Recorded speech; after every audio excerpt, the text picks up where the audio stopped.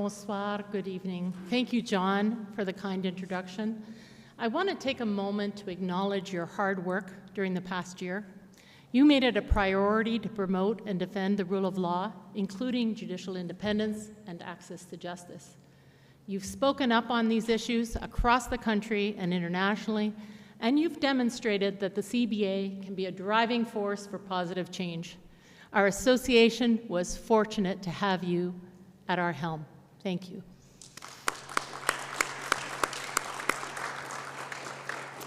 It is my pleasure to welcome you all here to this uniquely beautiful place.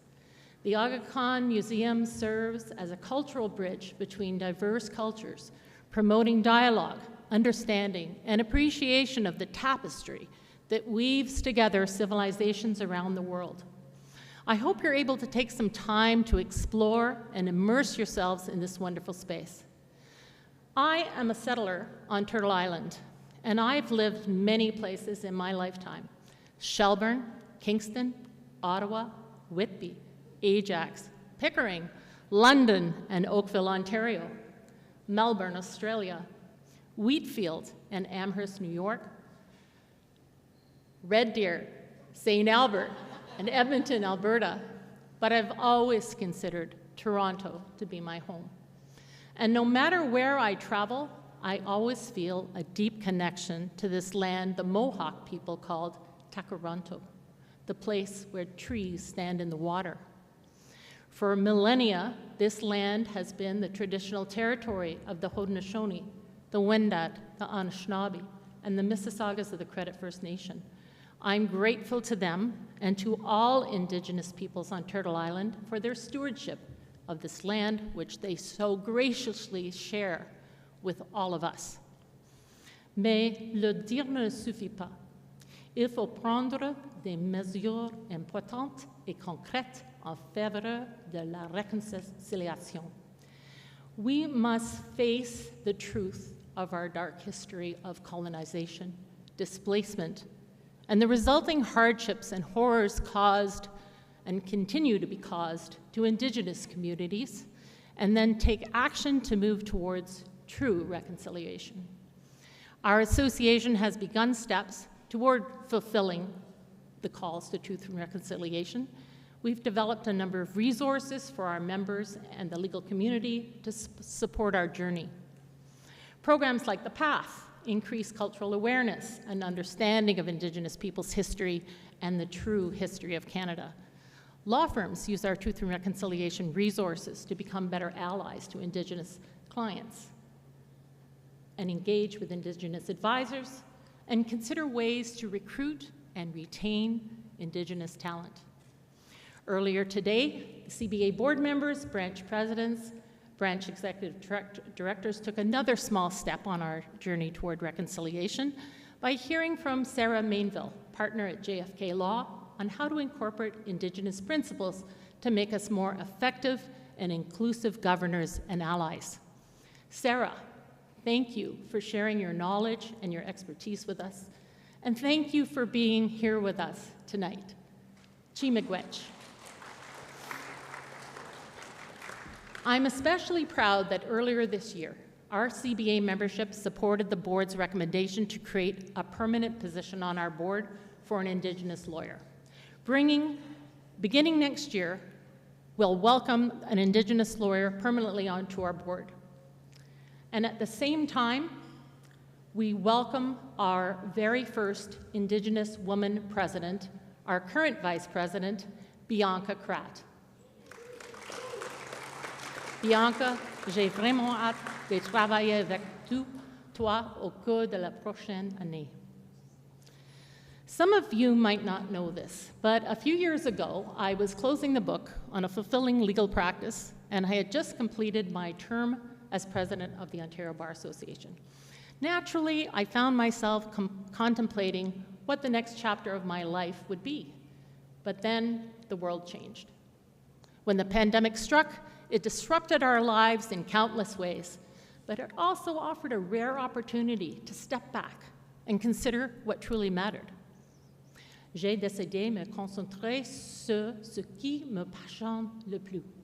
Et j'ai réalisé que je tenais toujours à contribuer à l'essor de la profession juridique,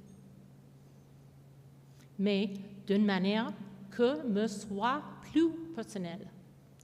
I reflected on the reasons I went to law school and the aspects of legal practice that bring me joy. And as I reconnected with this purpose, I could also see, as many of you did, that our profession was changing rapidly. Today, our legal institutions are facing growing numbers of challenges. Our justice system has been so strong and so central to our democracy for so long that we've all had the luxury of taking it for granted. We haven't had to explain why our justice system is foundational because people took it on faith that it was. Everyone accepted that our democracy does not work without the rule of law, without an independent judiciary, without solicitor-client privilege and access to justice for all. Mais la polarisation, le cynisme et la désinformation frappent aujourd'hui le fondement même de notre société, de sorte que nous ne pouvons plus tenir notre système judiciaire comme acquis, including the spread of disinformation, misinformation, and it clouds the public's understanding of the legal system and of judicial decisions. Political cynicism is on the rise, most worryingly among our younger generation. Judicial independence, one of the cornerstones of our democracy, has been threatened, often by those in positions of power and sometimes by our elected representatives themselves. Our courts, burdened by limited resources and increased caseloads, struggle with delays and backlogs that hinder the efficient administration of justice. Our tools for explaining why all of this matters to our democracy have been dulled over those decades in which simply saying the rule of law, judicial independence, privilege, access to justice yielded instant respect and raised an effective shield against incursion. Nous en sommes à un point où, si la société doit continuer à tenir notre système judiciaire pour acquis, comme elle devrait pouvoir le faire, nous devons, en tant que gardiens de ce système, prendre les devants. We must all educate ourselves to spot and call out fakes, frauds, and disinformation, and to arm our clients with the tools they need to protect themselves and their businesses. We must strive to demystify the legal process, work together to solve backlogs and bottlenecks, making justice accessible and understandable to all. When we do this, the public's trust in our legal system will not only be preserved, but continually strengthened. The CBA can and must take the lead in this endeavor. We see this both as our responsibility and a unique privilege. We will build deeper collaborations, not only within the CBA family of branches and sections in the Canadian Corporate Counsel Association, but also with other justice sector partners and stakeholders. We'll do this to demonstrate and make the case to the public that justice is not just an abstract concept, but a living and breathing force that reaches into every corner of our lives and defines who we are as a community. So we're embarking on a series of initiatives and outreach efforts to reinvigorate trust in justice. Voici les initiatives et les efforts de sensibilisation sur lesquels nous allons nous concentrer pour révigorer la confiance dans la justice. First, we'll focus on inspiring and recruiting lawyers, particularly young lawyers and students, to join us in creating and implementing a legal awareness campaign about the vital role of our judicial institutions in our society. It is crucial that the public understands why these institutions matter, and to do so, we need to go back to basics on our foundational issues so we can effectively explain to people why those principles are key to the lives that we all live. Second, We want to encourage this army of lawyers to go out and talk to the public, so the public become champions too, and can recognize when these principles are being jeopardized and why it matters.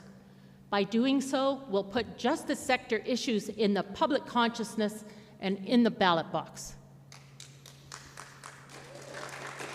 Third, we will work closely with our justice sector partners to address scarce judicial resources and find meaningful ways to ensure that backlogs and bottlenecks can be addressed.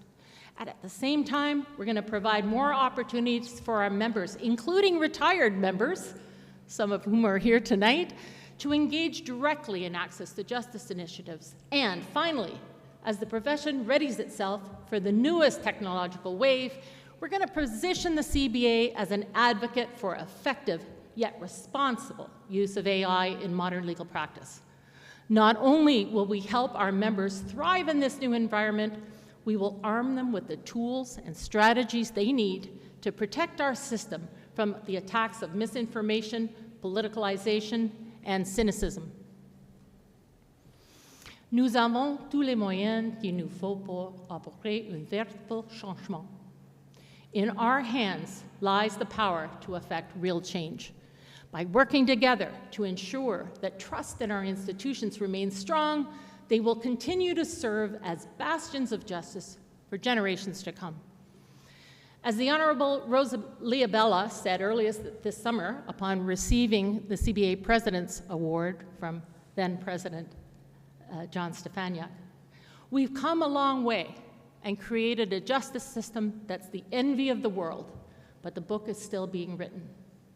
I'm looking forward to continuing writing that book over the next year, and I hope you will all accompany me on this journey.